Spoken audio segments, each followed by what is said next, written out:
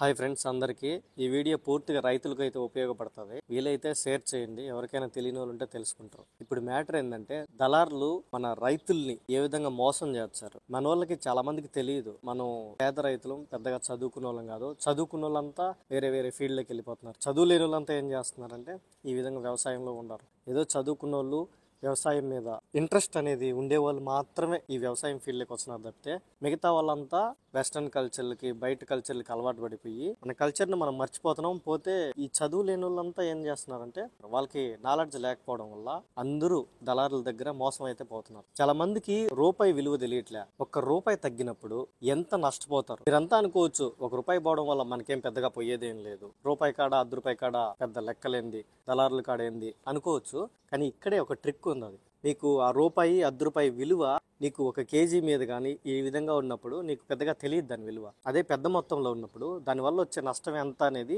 మీకు ఒక వీడియో పెడతా. ఆ వీడియో వల్ల చూడండి, క్లారిటీగా అర్థమవుతుంది. ఇక్కడ ఈ వీడియోలు కనిపించే అతను మా ఫ్రెండే. నా వయసే ఉంటది, లేదంటే కొంచెం పెద్దోడో చిన్నోడో ఉండొచ్చు. ఇతను ఒక 5 ఎకరాల పొలంలో దోసకాయలు అయితే వేసినాడు. దోస మనం తింటాం కదా, ఆ దోసకాయలు ఆ వేసిన దాంట్లో 5 ఎకరాలకి ఒక 40 టన్నులు అయితే వచ్చిందంట. 40 టన్నులకి ఒక కేజీ దోసకాయ వచ్చి ₹4 వీళ్ళ దగ్గర నుంచి తీసుకొని, లేదు ₹3 వీళ్ళ దగ్గర నుంచి తీసుకొని ₹5 వాళ్ళు అమ్ముకుంటారంట. అంటే వాళ్ళు అమ్ముకునేది ₹5 ఏమో, కానీ వీళ్ళ దగ్గర తీసుకునేది ఎంత? ₹4 కదా, లేదు ₹3 తీసుకుంటారు కదా. ఈ ₹3 ఇంటూ టన్ అంటే ఎంత? 1000 కేజీలు. 1000 కేజీలు ఇంటూ 40 టన్నులు వేసుకోండి, అంటే అంత 40,000 కేజీలు. అంటే ఒక్క రూపాయి తగ్గిందనుకో ₹40,000 పోతుంది. ఒక్క రూపాయి పెరిగిందనుకో ₹40,000 వస్తుంది. ఎవరికి? రైతుకు వస్తుంది. వ్యాపారం చేసే వాళ్ళు ఏం చేస్తారు, దాన్ని ₹5 తీసుకున్న వాళ్ళు ₹10 అమ్ముకుంటారు. ₹10 నుంచి 20కి వెళ్తుంది. అట్లా మనిషి నుంచి వెళ్తానే ఉంటుంది ఆ ప్రాసెస్. రూపాయి పెరుగుకుంటూ వెళ్తుంది తప్పితే తగ్గేది ఉండదు. కానీ దాన్ని పండించినోడికి, ఇతను మా ఫ్రెండ్ అని నేను సొల్లు చెప్పట్లా, జస్ట్ ఎగ్జాంపుల్ చెప్తున్నా. ఇతను పక్కన పెట్టుకొని ఇప్పుడు బయట పెద్ద పెద్ద సిటీల్లో ఉంటాయి, అక్కడ ₹100కి 2 దోసకాయలు దొరికేది పెద్ద గగనం. లేదు 3 దొరుకుతాయి అనుకో, తక్కువ వేసుకునే కానీ. అంటే ఎంత ఆదాయం చూసుకో. ఒక్క రూపాయి పెరిగితేనే 40,000 పెరిగినప్పుడు వీళ్ళు 10, 20, 30, 50 పెంచుకుంటా పోతారు. అప్పుడు ఎంత ఆదాయం వస్తుంది అనేది మీరు చూడండి. ఇప్పుడు ఇదంతా విషయం కాదు, పక్కన పెట్టండి. లాభం ఎంత నష్టం ఎంత అనేది లెక్క వేసుకోకుండా మీరు పెట్టుబడి ఎంత పెట్టినారు, దానికి ఎంత ఆదాయం వచ్చింది అనేది లెక్క వేసుకున్నప్పుడు మీకు నష్టమే వచ్చదు. ఎందుకు నష్టం వచ్చదు అంటే ఒక రూపాయి తగ్గినా కానీ 40,000 పోతుంది అన్నప్పుడు నీకు ఒక ₹2 తగ్గించినారు అనుకో, అప్పుడు ఎంత నష్టం వస్తుంది? 80,000 నష్టం. ₹2 ఎక్కడ, 80,000 ఎక్కడ? చూడండి, మనకు ఈ క్యాల్కులేటర్ అనేది తెలియకపోవడం వల్ల రైతులు మనం ఇక్కడే ఉన్నాం.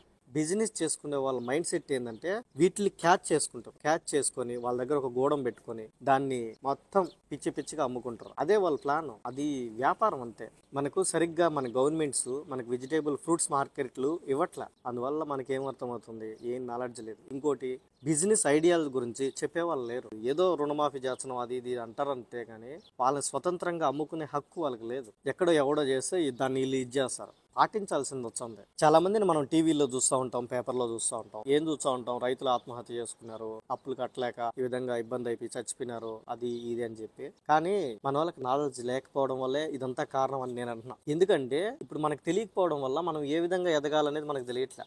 తెలియకపోవడం వల్ల ఆడెవడో లీడ్ చేయొచ్చే, మనం దాన్ని బట్టి చెయ్యాలి. మనం వాళ్ళ కింద బానిసల్లాగానే ఉండాలి రైతులంతా కూడా. అప్పుడు ఏమవుతుంది, వీళ్ళు ఎదగలేరు, ఆ పెట్టుబడి డబ్బులు రాదు. అప్పుడు ఏమవుతుంది అంటే ఈ విధంగా చాలా మందికి వీక్నెస్ మైండ్ సెట్ ఉండేవాళ్ళు వాళ్ళు ఏం చేస్తారంటే అప్పుల బాధలు తట్టుకోలేక ఆత్మహత్యలు చేసుకుంటారు. కొంతమంది అయితే మొండిగా పోరాడుతూ ఉంటారు. అందరూ పోరాడలేరు కదా. ఏదో బాగా డబ్బులు ఉండేవాడు ఇది కాకపోతే ఇంకొక పెట్టుబడి పెడదాం, దాంట్లో వస్తుందేమో దీంట్లో వస్తుందేమో అని చెప్పి చూస్తారు. ఈ వ్యాపారం నష్టపోయినాం ఇంకోటి చేస్తారు, దాంట్లో నష్టం వచ్చింది ఇంకోటి చేస్తారు. అది డబ్బులు ఉండేవాడు చేసేది. పేదసాద రైతులు ఏం చేస్తారు, చనిపోతారు. ఇట్లాంటివి చేయడం వల్ల మన రైతులకి ఆత్మహత్య చావులు, అదే చనిపోవడాలు ఇవన్నీ జరుగుతున్నాయి. ఇప్పుడు ఇదంతా ఎందుకు చెప్తున్నానంటే అతను నా ఫ్రెండ్ అనో లేకపోతే తెలిసినోడనో చెప్పట్లే.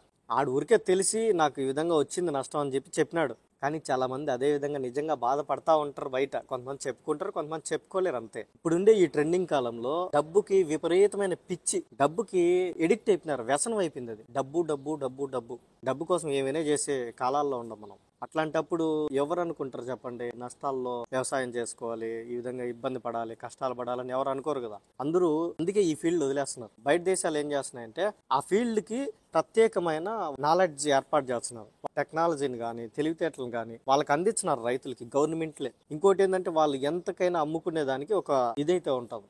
అట్లని రూపాయి పెట్టిన దాన్ని 100 రూపాయలు అమ్ముతామంటే అది ఎక్కడా కుదరదులే, కొనేవాళ్ళు కూడా కొనరు. బయట దేశాలలో ఈ వ్యవసాయాన్ని ప్రోత్సహించినట్టుగా మన దేశాలు కూడా వ్యవసాయాన్ని ప్రోత్సహించితే, ఇంకోటి ఏంటంటే కెమికల్స్ వాడకం అనేది తగ్గించే దాని మీద కూడా ప్రయత్నం చేయండి గవర్నమెంట్.